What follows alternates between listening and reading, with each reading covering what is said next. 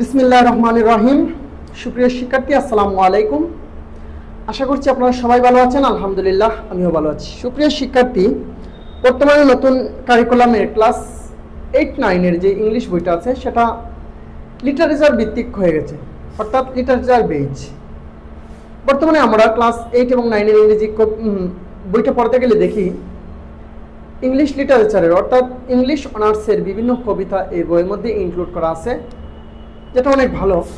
কারণ বর্তমানের যে ক্লাস 8-9-এর ইংলিশটা সেটা পুরোপুরি আমরা বলতে পারি লিটারেচার বেজ। সেজন্য লিটারেচার বেজ হওয়ার কারণে আমরা লিটারেচারের কিছু জিনিস বা কিছু বিষয় নিয়ে আমরা এখানে আলোচনা করব। সুপ্রিয় শিক্ষার্থী, আজকে আমাদের লিটারেরি টার্মসের 3 নাম্বার ক্লাস। সেই ক্লাসে আজকে আমরা জানব হেরোইক, কাপলেট আর হচ্ছে রাইম, এই 3টা বিষয় আমরা জানব। সুপ্রিয় শিক্ষার্থী, heroic coupletটা কি? A heroic couplet is a pair of rhymed lines in iambic pentameter. heroic coupletটা হচ্ছে কিসের? iambic pentameter। তারপর হচ্ছে কাপলেট। কাপলেট কি?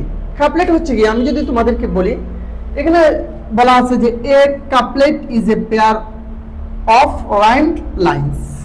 কাপলেটটা হচ্ছে কি? লাইনের রাইম। তারপর হচ্ছে রাইম। রাইমটা কি?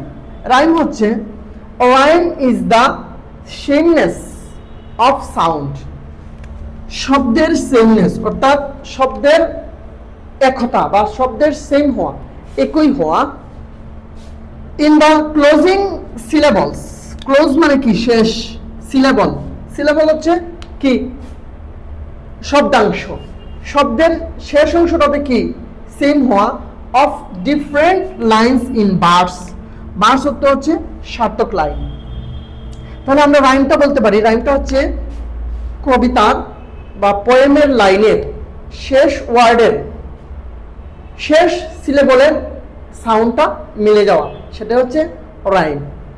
আশা করছি আমরা আজকের যে লিটারেরি টার্মের ক্লাসটা ছিল সেটা বুঝতে পেরেছি। সবাই ভালো থাকো, সুস্থ থাকো। আল্লাহ হাফিজ।